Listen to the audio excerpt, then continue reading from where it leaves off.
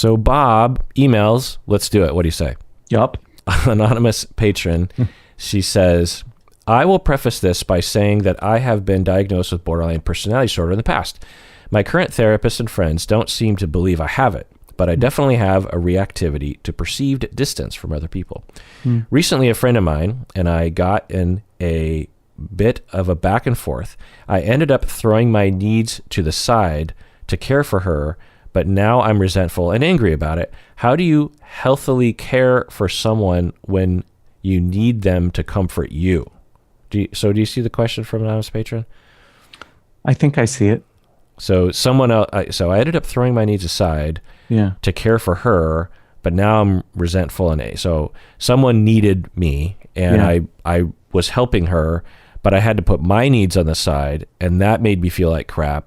And I have relational traumas in the past that make me feel particularly wounded when someone is not paying attention to my needs. Right. So what am I supposed? There's a dilemma. It's like, do I take care of myself? Do I take care of them? What would you say, Bob? Oh, wow. Well, I don't know. End of story. Yeah. No, that was quick.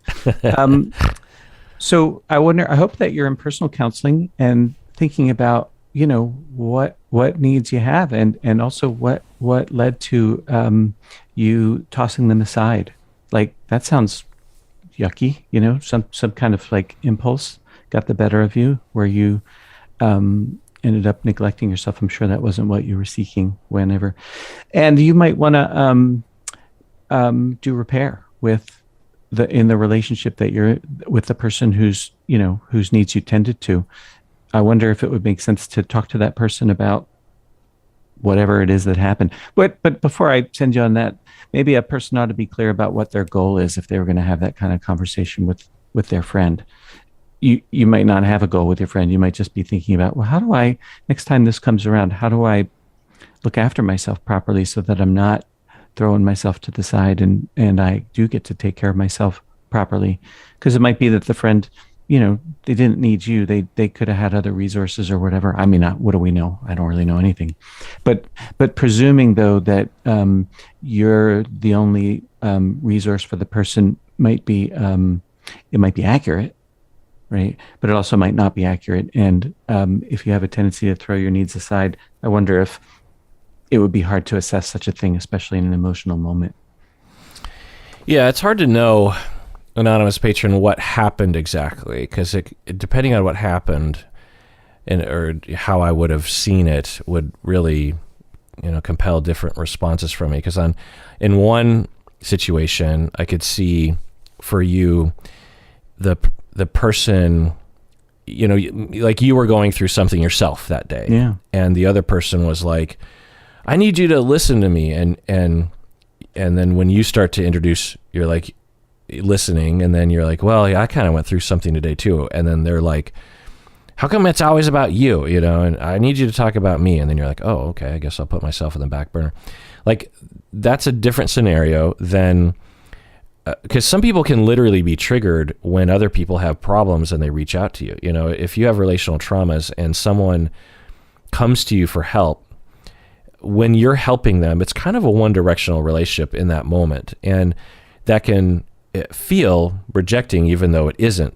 Even though the other person isn't alerted to your needs, and you're not saying, "Hey, I have needs." You're just, your friend is just suffering, and it could remind you of a parent that suffered frequently and didn't ask you how your day was going. So, I don't know which one it is because I can't tell from your email, but so I would think about like where you are on that spectrum. And if you did alert your friend to your needs and they actively rejected you, then you deserve to have a conversation with them about that, to say, hey, so, you were going through something the other day and I want to be there for you, but I didn't appreciate it when you did X, Y, and Z. And I'm not saying that everyone is always super balanced and differentiated when they're going through something rough, but I just want to revisit that. And, so you could, you deserve to do that. On the other hand, if you were just perceiving rejection where there wasn't really any, and you were putting yourself on the back burner and then resenting it, even though you were the one putting yourself on the back burner, then I would think about that, about how you're resenting other people for what you're doing to yourself. Now, you're doing it to yourself because other people told you had to do it when you were growing up. So, I don't know. It obviously, I would talk with your therapist about it. Listener Jackie from Redmond, nearby in Seattle, she says, I just listened to the episode More Crying Together with you and Bob, and can relate so much to Bob. My relationship with my mom was the same. I visited the well all my life. I'm 57. My mom is dying and having incoherent episodes. We have a Nest video camera in her assisted living room. Just chiming in here, I hadn't realized that, but that would be actually really kind of cool, right? That you could install a camera in your parents' room, especially during COVID times, right? And so you could just like check in on them at all times and make sure that they're being treated okay, right? Wow. Yeah. And if they've fallen and they can't get up, you could literally just see it. Right. It's like and then of course privacy, because there's. So she says, we have a Nest video camera in her assisted living room, and I tune in one night to see her in an episode. She was calling out my name. What a turmoil of emotion. She's calling out my name. Guilt and pain and shame, responsibility, all flooded me. So just to, because I kind of asterisk. So she's saying that her relationship with her mom is the same as what you were talking about with, I think, your dad. And she's saying, I kept going back to the well and coming up dry with him all the time. She's saying that the mom was neglectful or whatever. And throughout her whole life, she just was always trying to get mom to give her her needs, and it just never happened. Now that her mom is having these incoherent episodes, and she tunes into the camera and sees the mom, screaming out her name and saying, probably like, save me, where are you, or something. Yeah. She says, weird thing, it felt good to know that she remembered me. My therapist has been working with me through EMDR, but I feel it's making me more depressed. Is this the pain before the gain? Okay, so there's a lot of questions here. So, oh boy, yeah. Well, first off, Bob, in terms of that experience of hearing imagine if you had heard your dad, you tune in on a camera or something, and he's having a medical episode of some kind, mental episode, and he's just like, Bob, I need you. Where are you? Or something like what would that have felt like to you? Oh, it would have been horrifying. Well, first off, I live here. My dad lives in Philadelphia, or lived in Philadelphia, so that's 3,000 miles. But that aside, that would have been horrifying. And it's hard to know what it means. Like if a person is incoherent, what is the meaning of the thing coming out of their mouth? We really can't say. We don't really know what's going on inside this person's parent. You said something that stuck out to me that I want to kind of go back to. You said, I'm doing EMDR and I find myself more depressed. I hope that you'll talk to your therapist about that.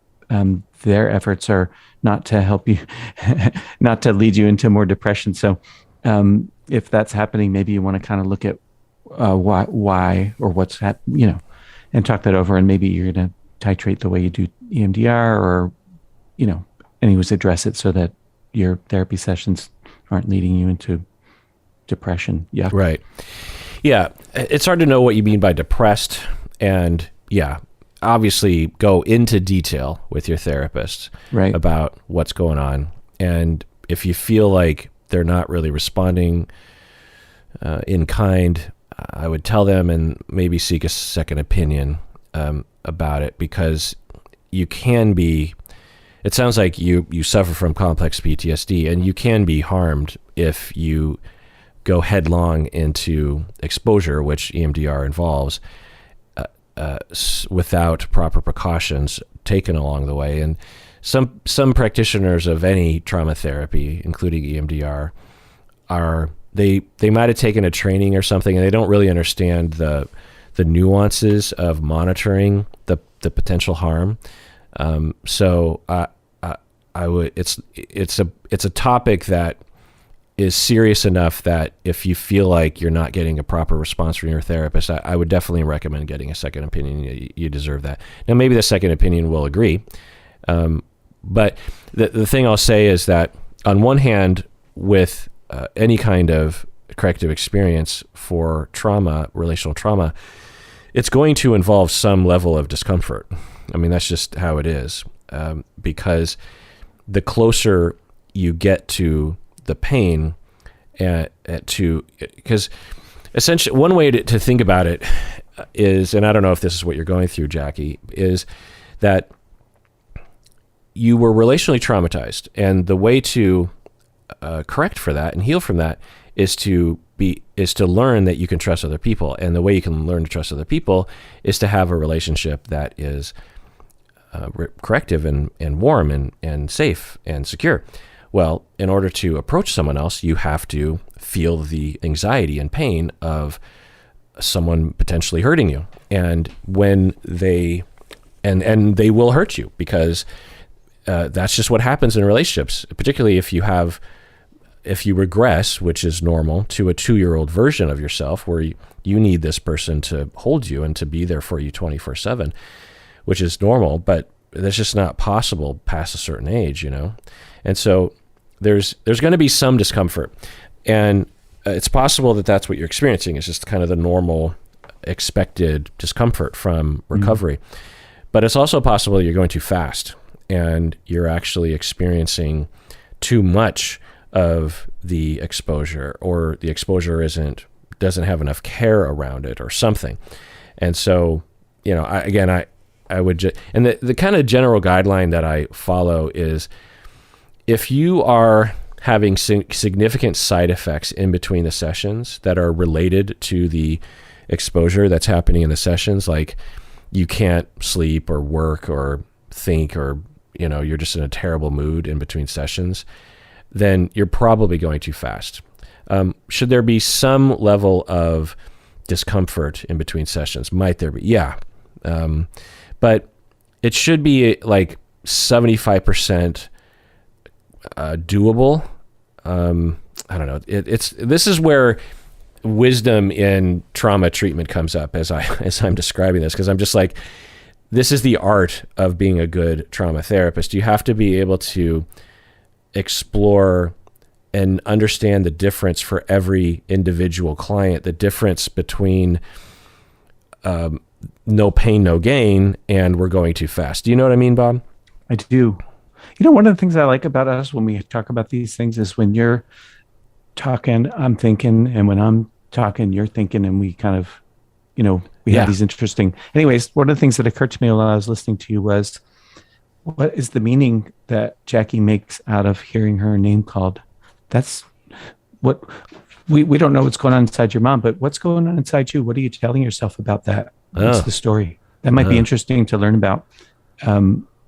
My printer's going. Yeah, I heard that. I thought it was your dog. Sounded like a tail wagging or something. My dog, HP. What's the story you tell yourself about hearing her call your name, and that? What? It's never the thing. It's always the meaning we make of the thing that has the impact. Yeah, that's a really good point. And thank you. I could see a scenario where the meaning, and I don't want to tell you the meaning, Jackie, but is because often our parents who were not there for us emotionally were suffering their whole life because of their own relational traumas when they were growing up. And they might have a very complicated relationship with us as children and might be so needy of us, but we don't see it that way, right? Because it's like, well, but I'm the child. But in some ways, given that you're going through therapy, Jackie, and maybe your parent didn't, you might be emotionally more secure and more wise and more adult than your parent is. And so it's, I could see a scenario where you derive meaning of, my parent has a vulnerability and a dependency on me that they try not to expose. And in that fit, they exposed it maybe. I don't know what the meaning is, but Well, I like what you're saying though. Whether it fits for Jackie or not, who knows? But that's a really cool way to put it. Hmm. I, Yeah. Do you I think like. your dad depended on you emotionally? Yes, absolutely. How so? Um, Probably for care. Uh, Less so in my adulthood because I didn't live there. We didn't see each other very often. Do you think you could destroy him with disapproval Oh yeah, he would have been very sensitive to that had I from was. you in particular? Oh no, I don't think any more from me than anybody else. Maybe it's hard to know. See, that's my point, and I don't know, obviously, and only you could know. Well, I don't actually know either. Well, but you would have the only way to, Yeah, definitively make a guess. But that's my point is I think we often downplay our wounded parents' yeah, dependency on us in particular. that. Yeah, right. He said to me one time when I was 18, no, 17, 16, 17, somewhere in there. He was really upset about something. I don't remember what it was. And I just kind of stood with him, nearby, just kind of stood with him. And he was crying and he said, I don't play favorites with my kid, but you are the kindest. Mm, So I guess, yeah, he probably did have a dependence on me for something. Not that he would voice it though, or right. maybe not even that he could. Yeah, and it's so deceptive, right? It's Right. easy to be seduced into this idea that they're just like that we're kind of irrelevant to them, or we're just average, or when We don't have an impact on them, is right. yeah, We don't. Yeah, yeah, we might have an enormous. enormous impact. That's Yeah. that's my my point here is that, and really, even if your relationship with your parents are good, I mean, just think of all you out there who have your own kids, like how needy you are for that child's approval of you, and now Yeah. now reverse it and realize that, oh, even though again, particularly for parents with their wounds, they're going to be extremely buttoned up about that potentially. Buttoned up. And just think about that. Think about how you could and maybe have destroyed your parents with certain ideas, and how they might put up walls, and it's not your fault, but uh, and I think that's part of the healing process is to realize it feels better to me to realize the vulnerability in one's parents, the inner child in one's parents. Yeah, It explains a lot, right? it does. Yeah. I mean, when did you realize that with your dad? Oh, I think I still struggle with that quite a bit, actually. Hmm. I know on a more intellectual, cognitive level about his suffering than I do on a really felt sense level, and there is a resistance inside me to learning about that. Hmm. Because of resentment? I think I'm afraid that if I do, I'll get swallowed up and What do you mean? disappear. Disappear? Yeah, Interesting. yeah, it is, isn't it? Yeah. What do you mean? I don't think I've Disappear? ever said that out loud. Yeah. Yeah. Sorry, what was the question? What do you mean disappear? Like what would erase you? Well, you know how like the person wrote in and they said their friend had needed them and they, you know, dropped themselves. Yeah. That I think I have a vulnerability to doing that. And or sorry, let me restate. I'm afraid that I would do that and get lost in the need of the other. Um, so much so that it's like I ain't going there no more. Because you had in the past? That's a really good question. I don't know the answer to it. So you're worried that if you right now in your mind kind of get a non-prefrontal cortex feeling of the fact that your dad had an inner child and vulnerability, Right. that you would turn into that. It would compel you to tend to your dad's inner child Yes, correct. 10. That's a good word. and thus eliminate your ability to focus on you. Well, yeah, actually his too. Just all focus, goes away. And it's like you said, maybe for a time that's okay because, people being people and all. I'm afraid that that's what would happen. And then that would be the end of the story. Do you feel that with other relationships? Yes. Huh. Do you feel that with Colleen? That's a really good question. Let's see. Because I don't get that vibe from you when you talk about Colleen. No, I don't think so. Am I afraid that I'll get lost if I pay attention to Colleen? No, I don't have that with Colleen. No. But I'm thinking about this in a really particular way. I'm thinking about having empathy for my father. Mm. Having empathy for him I find threatening. Yeah.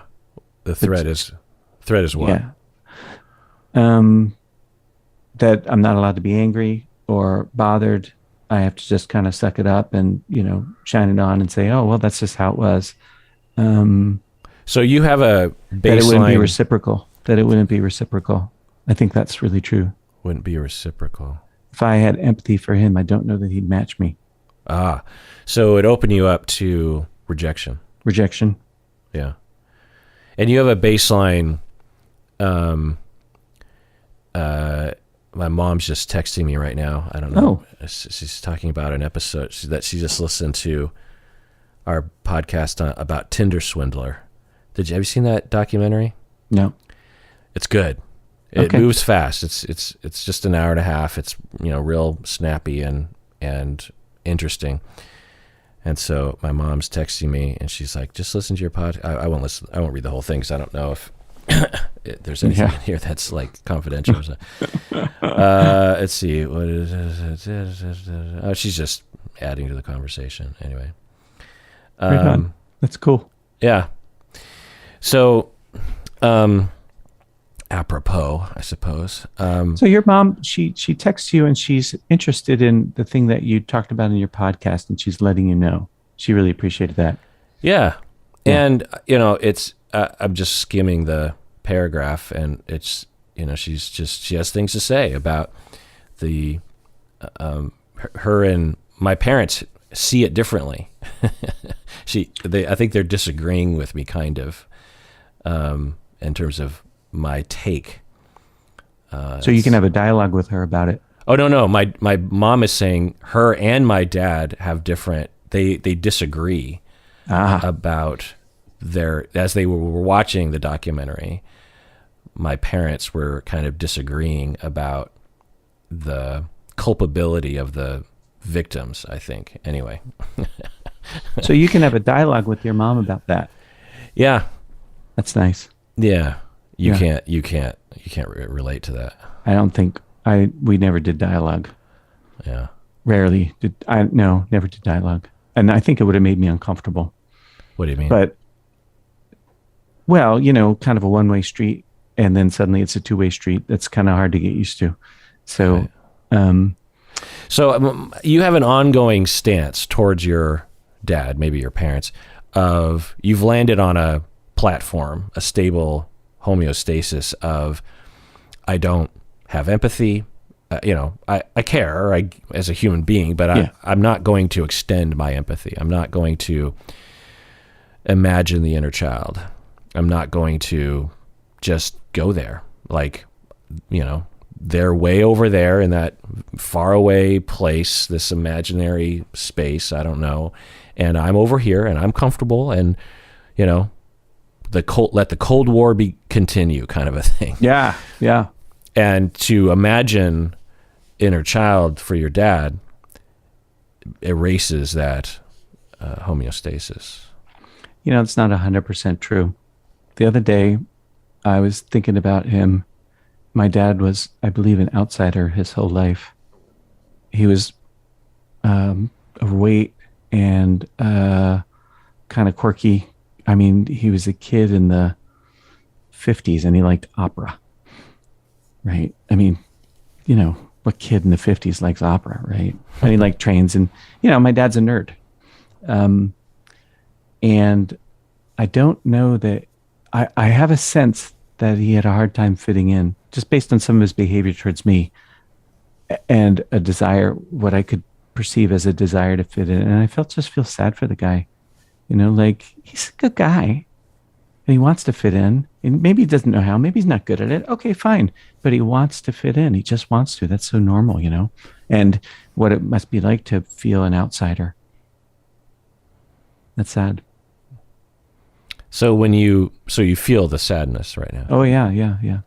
and you see Yeah. him as a boy trying to fit in, Yeah. and that doesn't feel threatening. No, that feels okay. That makes me sad for the man, the human that he is, rather than, here's my father, and so he's this sort of icon or whatever. Just the human that he is or was.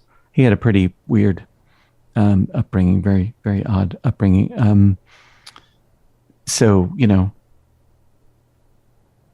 a lot of the things that happened to him were going to, I don't like the way I'm saying this, doom him pretty much from the start. Yeah. Yeah. So you can feel Yeah. that, Yeah. And that feels sad for him. but your normal policy is to not go there. Yeah. I'd say I don't usually go there. No. Yeah. Yeah. So do you feel inner pressure to put yourself on the back burner right now? No, I just feel sad for him. Yeah. Just, irrespective of his relationship with me, just him as a person who walked the planet 75 years, who felt an outsider most of that time. Are there like different modes? Like right now, it's a care or you're not falling apart, but as for another human being, you can just be like, wow, that sucks for him. Sucks. And Yeah. he really had I don't know, was dealt bad cards from Bad the beginning. cards. Yeah. And so there's that mode, Yeah. which is uncomplicated for you. And then, well, I don't know about uncomplicated, but it doesn't compel you to put yourself on the back burner. Right. There's another mode of like, I'm just going to not think about him as a human, and I'm just going to be over here, Cold War. And then a third mode is you having empathy, blaming yourself for something, and then maybe a mode you went into growing up that does erase you. So there's three modes. There's the Cold War mode. There's the stable empathy towards another human being mode, and then there's the I'm going back to being 13, and if I even have any kind of leaning in towards his emotional space, like I'm gone. Yeah. And I don't want to do that. No. So I'm just going to Cold War this shit till the day I die. Mm-hmm. Yeah. Yeah. Which, is understandable. Chip away, right? Well, I don't know. I mean, because is there any good for you to go into the caring, differentiated mode towards him? Yeah. I think the good for me is the capacity to do that is important to me. That's one of my values in life. I don't know healing at all to you to do that? I suppose it is. It is healing to me because it makes a little wiggle room from those other two modes, Cold War and Annihilation. So that's good. I think that's good. And creates maybe the possibility of having a frank discussion with him if he were still living, or not. Like deciding, that's not going to work. So that's not something I'm going to approach him about. There's ways to be genuine. You can be genuine and open. You can be genuine and discreet.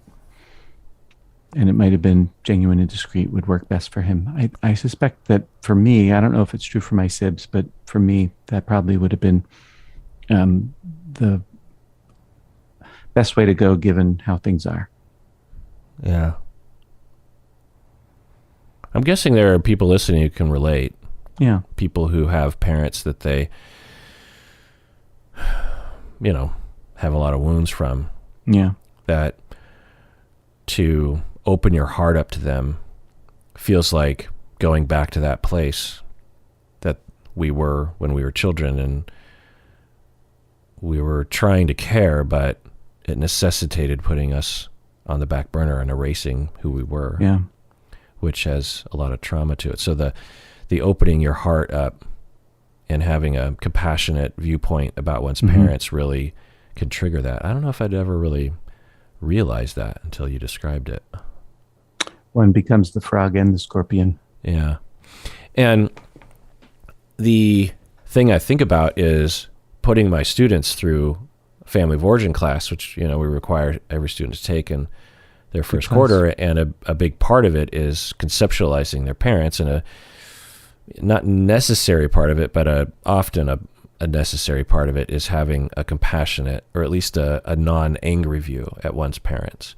And to require students to do that right off the bat, is a lot of, if you have that trauma, right? If you have wait, so you're asking me to have an unbiased viewpoint of my parents right now from the outside. And in the past, when I did that, that meant I had to erase myself, and that doesn't feel very good.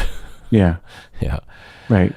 I mean, it's not like I didn't know that before, because I'd taught the class for 25 years and had been with a lot of students as they went through emotional ups and downs. So, I don't think I failed anyone in that class, but I don't know if I'd really realized that particular rub, if you will. Yeah. Yeah. Huh. Learning. Yeah. Yeah. Now my mom's watching the Anna Delvey episodes, which is another con artist person. What do you think it is about us and con artists? Because that's what Tinder Swindler is about, and Anna Delvey was another con artist. What do you think it is about, Catch Me If You Can with Leonardo DiCaprio, that kind of thing? What do you think it is about us and con artists? I think we watch them behave in a way that is outside our values. We get to kind of live in that world. You could actually go through life and not care about your impact on other people, and look at them go. I get to do that during from start to finish, say in a movie or something. And then I can go back to having my values. I think it's because it's fun to be Leonardo DiCaprio in Catch Me If You Can. Right. Yeah. Yeah. Because we all have this, it gives us a chance to fantasize about not having a superego, which is nicely put. It's very relaxing. It's like getting into a bathtub, and you don't have to think about work or kids or anything. You can just relax. Relax in the tub. Yeah. I kind of feel like Larry David is like that as well. Curb Your Enthusiasm has that element. Have you ever watched Curb Your Enthusiasm? I know. The first few seasons I think are funny. After that, it gets real boring and, I don't know, just not good. But for me, when it first came out, I was so confused as to why I liked this show so much. And I think it expresses a particular masculine version, I think, of superego discardation, if that's a word, because, he has the same feelings that we all do, kind of in an exaggerated sense. Like you go to the sandwich shop and they screw up your order, for example, and then you complain and you feel like you're not getting the response that we've all been there. Sure. But the show extends that out, where Larry David, in a very confident way, not like a, I don't know, not arrogant per se, but he can't let go of it. He doesn't just walk away. He's just like, well, that's not how this works. Like that whole Seinfeld episode about he goes to the front of the line of the car rental, and he's like, so I had a reservation for a car, and the car rental place is like, yeah, I understand that, but we don't have the car. And he's like, well, but I reserved it. And the person there is like, yeah, but I get that, but we don't have the car. We gave it to someone else. And, I can't remember the exact line, but Seinfeld's like, well, but I had a reservation. And the guy's like, yeah, I understand what a reservation is. And Seinfeld says, I don't think you do. I don't think you do understand what a reservation is. A reservation is a reservation. It's not like a maybe, that's my car. It's like buying a ticket to a concert. That's my seat. If I bought it, you can't give it. It's like, or when you're getting on an airplane, right? It's like you have a reservation, you get bumped. You're like, oh, well, we overbooked the flight. And right. You're like, maybe that was the bit, actually. It wasn't a car. Maybe it was that. But anyway, the point is, it's like, how do I buy a seat 3 months earlier for an airplane, and then just before getting on the plane, you tell me that you gave the seat to someone else? Like, how is that possible? That's not okay. You can't. I depended, like, a lot of things hinge on me getting on this flight. And so how do you do? So, we've all been there. And then what Larry David does is he does something about it. He doesn't like get revenge or anything, but he can't let it go. He just sticks with it. And I think that there's a catharsis for us as viewers, whether it's Catch Me If You Can or Curb Your Enthusiasm, where we get to go like, oh, wouldn't it be nice that we could just like do what we want, Yeah. And I think it's gangster movies as well, right? Right. The ability to just be like, oh, wouldn't it be nice to just not care about what other people think and to just do this thing, With gangster movies, it's like there's always that scene where some arrogant, preppy guy decides to move in on your lady, like in Goodfellas, when that guy across the street is like, he assaulted his girlfriend, and he goes over there and just beats him to a pulp with a gun. Yeah. Right. And while his friends just look on in horror. And all of us have had that impulse, it's not a good impulse, but we've all had.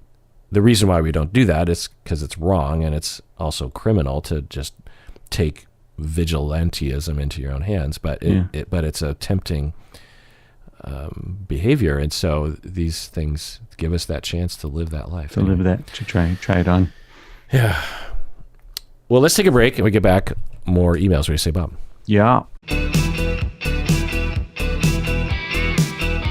All right, back from the break. Let's do an OPP. These people became patrons all the way back in December of 2019 and have stayed patrons this whole time. We have Luke from Manchester, Great Britain. We have Dee from God knows where. We have Jill from God knows where. We have Kirian from Australia, from Banyo, Australia. Got David from God knows where. We have Maria Elena from California. Wait. That's an upper tier patron. Do I know that person? I feel like I might know that person. Might even be a colleague of mine, but I'm not sure. Ekaterina from Woodinville, Washington. Wow. Been to Woodinville? Not in a while. Yeah. Nice little town. Wine country now. Adrian from Taft, California. Haley from Bellingham, Washington. Kevin from God knows where, annual listener. Zero from Worcester, Massachusetts. How do you say that? Worcester. Hi from upper tier patron for God knows where. Thank you all for becoming patrons and staying patrons all of this time. Okay, let's go on to our next question, Bob. Yep. Anonymous patron says, you often say that disorganized attachment is only the result of severe childhood mistreatment, but what does it mean? But what does that mean specifically? Does it always have to be physical or sexual abuse? If it is emotional abuse, does it have to be extreme? Could a child be severely mistreated by one parent but still have another secure attachment like another parent and still develop disorganized attachment? Or does disorganized attachment usually come from situations where children have no secure attachments at all? Additionally, do people with disorganized attachment always have obvious emotional displays? You've sometimes likened these responses to preoccupied behaviors, or can they act in more avoidant ways, like suppressing their emotions when they are in distress? Bob, what do you think? anything's possible. So I would bet, though, that somebody who has at least one secure attachment is less likely to develop attachment insecurity. But everybody's insecure to some degree or other. So, I don't know. And, and they asked about, does it have to be severe, whatever. I think what we're thinking about is fit. What's the fit between child temperament and parental or family temperament? You could be a tulip in a rose garden. Tulips are great, but they're not a rose. And so they're not going to feel rosy, and the roses aren't going to know how to be with the tulip. But it's not like roses are better, tulips are better. It's just they're different. Yeah. Have you had that analogy before? Have you used that analogy before? I stole it from Marsha Linehan. Oh, okay. I was going to say it's kind of had a ring of some kind of thoughtfulness behind that. That's interesting. Yeah. Yeah. The other thing I'll say is it has to do with experience. So, right. You can be through something horrific, but your experience of it could be different. If you are just kind of a low-key person, you might experience trauma in a low-key way. If you're high-strung, you might experience mild mistreatment as extremely difficult for you. So there's a lot of different factors that play into one's development of disorganized attachment. So I'm guessing, anonymous patron, you're like, me or someone I know has, a clearly disorganized attachment indications as an adult, but there's no clear indication of abuse or terrible things that happened that are obvious that would be attributable to it. And what I'll say is, in my experience, when I've worked with people like that, there are situations where we will discover that their perception of their childhood is not what they end up eventually conceptualizing. So in the beginning, they'll look back on their childhood and they'll be like, yeah, it was fine. But when we actually start looking at it, we see there are some pretty significant, because when we're looking back at childhood, we're trying to look at it from the outside. We're not trying to look at it from the inside of the child. We're trying to see what would we have seen from the outside. And, some clients, they might say something like, yeah, things were stressful to some extent, but it was good. And then later on, we really look at it and we're like, well, actually, my mom raised us by herself. My dad was barely around. She was working all the time and really required me and, my siblings to take care of ourselves. And my older sibling kind of took care of me, but not really emotionally. And, I have good memories, but when I think about my emotional experience, I'm guessing that at a very young age, I realized that no one was going to be there for me. And so I just stuffed everything and gave up. And so that's avoidant attachment. But, you could see that going in a deeper direction where you're even terrorized. So the other thing that we will find is that, because disorganized attachment develops pre-2, pre-3. So if everything goes relatively well until you're 3 or 4 years old, and then you experience bad things, the chance of developing disorganized attachment goes down. Because disorganized, when we are measuring attachment style in children, we're measuring it at 12 to 24 months. So the child has already developed the foundation of their attachment style growing up. Now, can that change? Yeah, absolutely. But when we talk about classic observations of disorganized attachment, we're talking about 18-month-old children who, when their parent walks back into the room in the strange situation, the child freezes and collapses or cries and, panics, because the child is both desperate for the attachment figure and terrified of the attachment figure. And so the child doesn't know what to do neurologically and just has a utter panic whenever they're reunited with their caregiver.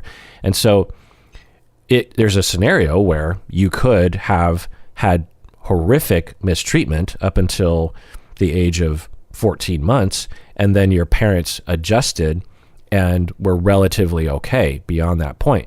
So the fact that you don't remember it, wouldn't surprise me, and that's usually what we're trying to do. We're triangulating to things that no one would remember. When we're talking about the genesis of one's disorganized attachment, usually what we're doing is we're asking you to remember things that happened when you were 7, but that's not when you develop disorganized attachment. We're extrapolating from the behavior you remember your parents exhibiting when you were 7, extrapolating that and applying it to when you were 12 months old, and just surmising that must have also been existent when you were 12 months old, and thus that's when you developed your attachment style.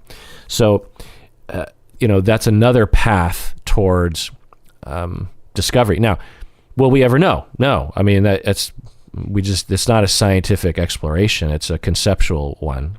And the principle that I follow is that if someone has disorganized attachment, clearly as an adult, moderate to severe, then I just figure something went wrong pre 2 years old. Something was, because it's one thing to be neglected. It's another thing to be terrified of your caregivers. Something went wrong there. And there's just no ambiguity for me about that. Now, can I prove it? No, because I don't have a time machine. And even if I did, I'd have to be inside your head to realize how you experienced it. This is a way of conceptualizing it. So, anonymous patron, if you have questions about that, you're just like, well, I don't think it applies to me. I think I have disorganized attachment, and I don't want to surmise.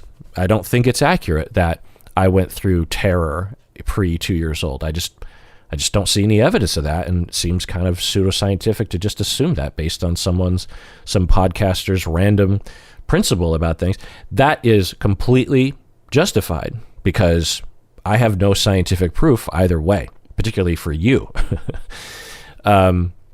But it's hard to imagine, given everything I know about the research in humans and myself and my travels, that someone would just have disorganized attachment. It's one thing, I could imagine someone with a bad fit developing preoccupied attachment, signs, or avoidant attachment, but disorganized attachment, I mean, that is a fundamental, something fundamentally went terribly wrong pre 2 years old, where, like I said, the child, upon being reunited with their parents, was in a total, utter panic. And you don't just have tulip rose problems when something like that happens. You know what I mean? Now, can a fit exacerbate something that would result in, if you have two roses, if your sibling is a rose and your parents are roses, might you develop disorganized attachment and your sibling develop like preoccupied attachment? Sure. I could see that happening, but I just can't imagine it just being genetic or emerging when you're 7. Like everything went great until you were 14, and then you had this bad experience, and now you have disorganized. I just cannot. It just doesn't fit in any of my model of human beings. You know what I'm saying, Bob? I do. Do you agree or disagree? I agree. Yeah. So you have another question, honest patron, that is, do people with disorganized attachment always have obvious emotional displays? You sometimes liken these responses to preoccupied behaviors. Yeah, and it's probably not great that I do that, but it can be similar to preoccupation in that there's a lot of anxiety about a lot of noticeable anxiety, but can there be avoidant tendencies for people with disorganized attachment? Yeah. You can have avoidant tendencies as a preoccupied person as well. And this is something that people get real hung up on when I teach this, because I have my students analyze themselves in terms of their own attachment style. And one of the universal questions from like a third of the class is, Well, I don't understand, because I feel like I'm preoccupied, but I also definitely feel like I'm avoidant. And there are two things I'll say very briefly. One is that for some preoccupied folks and for some disorganized folks, they will go through periods of avoidance because they've completely burnt out on relationships. It's been too much and it's been overwhelming, and they just like, I give up. But the basis for the avoidance is the disorganization or the preoccupation. The other thing that I'll say is that underneath every avoidant person is a preoccupied person. So to differentiate between these two people is silly, because it's attachment insecurity and just ways of coping with that. And the avoidant people have dealt with massive attachment insecurity by just ignoring it and neurologically. But underneath the avoidance is a desperation for closeness and love and a resentment. All the things that you'll see on the sleeve of a preoccupied person is just completely buried in the avoidance, but it's there. And so to differentiate between preoccupied and avoidance in this like typology, like they're different species, it doesn't make any sense. Underneath it all is this desperation for attachment, attunement, and an assumption that it's not going to happen unless I avoid it or unless I lean in and demand, So that's what I'll say about that. Anyway, let's wrap it up, Bob. It was a good description. Oh, well, you're nice. And that does it for that episode of Psychology in Seattle. Everyone out there, please take care of yourself, because you deserve it.